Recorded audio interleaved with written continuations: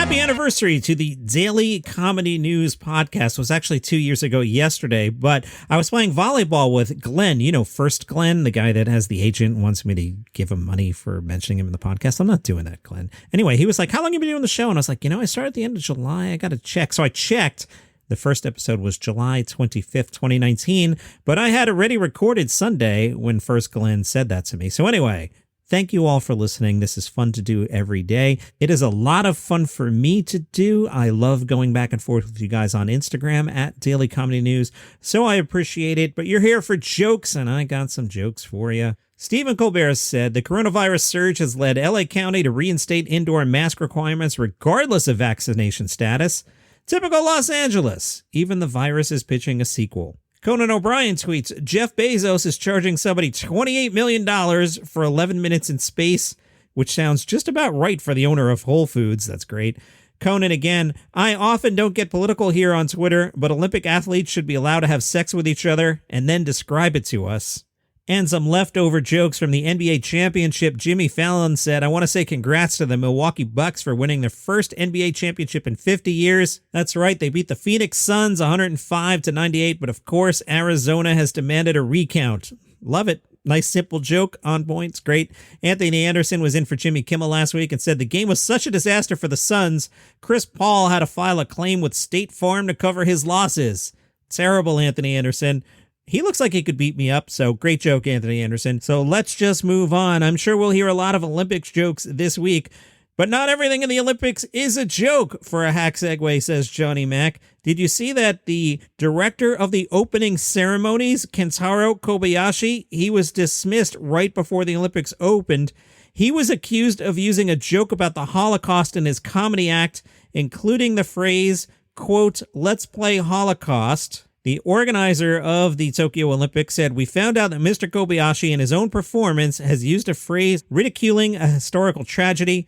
We deeply apologize for causing such a development the day before the opening ceremony and for causing troubles and concerns to many involved parties, as well as the people in Tokyo and the rest of the country. Tig Notaro's animated special is on your HBO Max. If you're bored, well, finish the podcast. Then if you're bored after that, watch it. It's on HBO Max. Tig said, I've had jokes and stories of mine animated. Greg Franklin, who directed this special, and I had talked probably 12 years ago. We went back and forth for a while trying to work on that project together, but the truth of the matter is HBO wasn't funding it, so it ended up being a hard sell for me to pay out thousands of dollars just to have my stand-up animated, whereas it's been nice to see other people animate some of my stuff.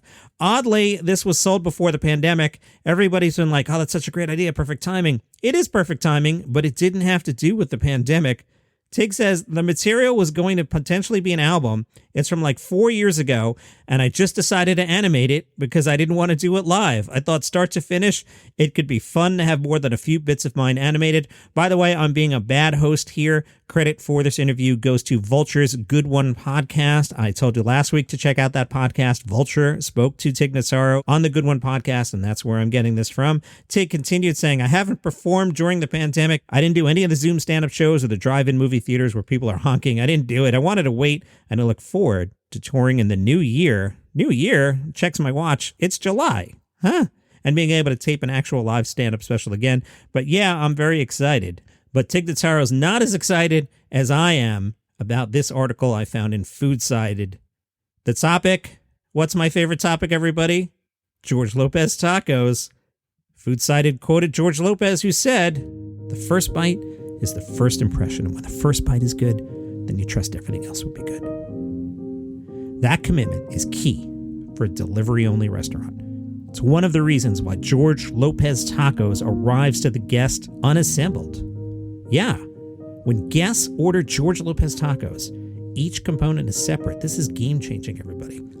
Guests, you're not like customers or anything, you're guests. Guests in your own home. Create your own taco experience. George Lopez believes that this idea makes for the best tasting tacos. Why, you ask? Great question. George Lopez says it's about putting the experience back into the hands of the people.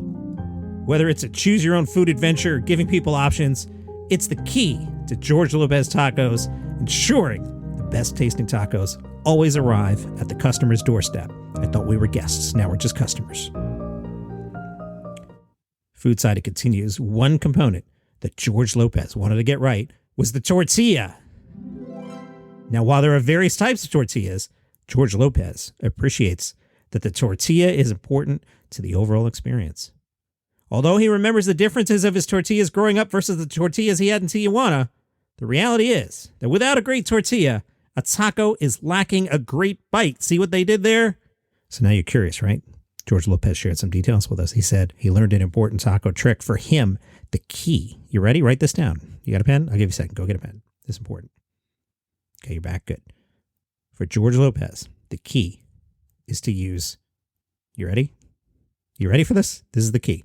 For George Lopez, the key is to use 2 tortillas with a taco. That's right. George says the first one gets the nice flavor and seasoning from the meat, and then the second one is your catch-all. If you tend to spill, this way of eating a taco is a game changer.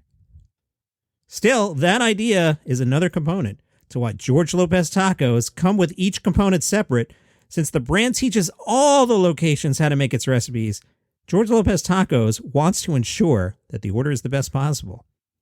By allowing you to assemble your own taco, it skips the soggy tortillas and offers the perfect bite every time. George Lopez appreciates that there can be good tacos, but he knows that bad news of a bad one would go farther. Can you imagine if somebody reported to me that they had a bad George Lopez taco? That would be an entire episode. Here we have George Lopez sharing from his soul his secrets to a good taco, and I'm spending half the episode on it. Imagine if there were a bad George Lopez taco. That might be me pre-taping the entire weekend just because I want to go to the beach, you know? George Lopez says the goal is to bring his authentic, flavorful tacos to everyone, every time. Also, he likes Mexican Coca-Cola. His reason? The sugar in it. And he believes the recycled glass bottle gives it that flavorful experience. Food side, it adds, if you're ready for a new taco experience, it might be time to place an order and open a bottle of refreshment. That first bite will make you want to order these tacos over and over again. Like a good laugh from one of his jokes, the lasting memory should make you smile, even when you aren't sitting at the table. It's Monday, so I have a new episode of my casual travel podcast. It is called Travel is Back. What happens on Travel is Back? I tell you about a place I've been and what I like to do when I'm there. This week, Philadelphia, Pennsylvania, cheesesteaks, no George Lopez tacos. We are going full cheesesteak. Travel is Back, wherever you get your podcasts. The Review Journal spoke to John Lovitz. He looks back on old SNL clips and he says, if I watch that stuff, I'm kind of impressed by it, to be honest, because it's like, how did I do that? It's like if you're an athlete, it's a strange feeling. So much time has passed that it's almost like watching someone else. Could I do that again? No. As for the current cast, he says the cast is all funny, but when you have 20 cast members, it's hard to stick out. I don't think they want you to stick out. That's the feeling I get. Interesting. Fox News, your home for comedy news, spoke to comedian Jimmy Dore. Fox News describes comedian Jimmy Dore as an independent progressive known for being outspoken against the U.S. establishment, and he was on Tucker Carlson today. By the way, are they still doing Gutfeld or Gutfield or whatever the guy's name is? I hear nothing about that show. Suppose it's doing great in the ratings. Any jokes? Nothing? Huh? We digress. Jimmy Dore told Tucker Carlson about those Democrats. It's all signals, but there's no substance. We're signaling that we want to help the minority community, but we're not actually helping them.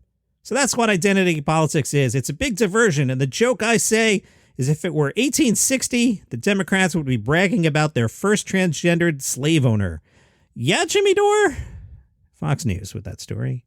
Let's leave on some good news from the New York Times. More than a year after it was announced that Chicago improv mainstay, the I.O. Theater, was closing permanently because of the pandemic and stuff, the theater's building and brand have been sold to local real estate executives. But calm down. The theater's going to reopen under some new owners. That is really cool. Chris Halpern, who started I.O. 4 decades ago, said it's a huge relief that this thing I've been working on for 40 years is going to continue. The new owners describe themselves as lifelong friends, and they say they plan to continue the cultural gem that is this iconic theater. It is a great place, and that is your comedy news for today. You can follow this show on Spotify, Apple Podcasts, Google Podcasts. You could order George Lopez tacos and eat some while you listen to me. That's great. Also, check out Travel is Back because, I made one. Appreciate it if you download it. If you like what I do here and you want to support me, you can go to buymeacoffee.com/dailycomedynews. There, you throw $5 in the tip jar. I was thinking of you guys this morning. I went to the National Donuts chain, and they've got Sunrise Batch iced coffee. I'm not sure what's different about it, but I fell for the marketing. I'm like, I'll try that. So I got one. It was fine. I'm not sure what was different about it other than, it was Sunrise Batch. But anyway, if you like what I do, buymeacoffee.com/dailycomedynews. You throw $5 in the tip jar, and I'll get a Sunrise Batch, and I'll tell you how it is. See you tomorrow.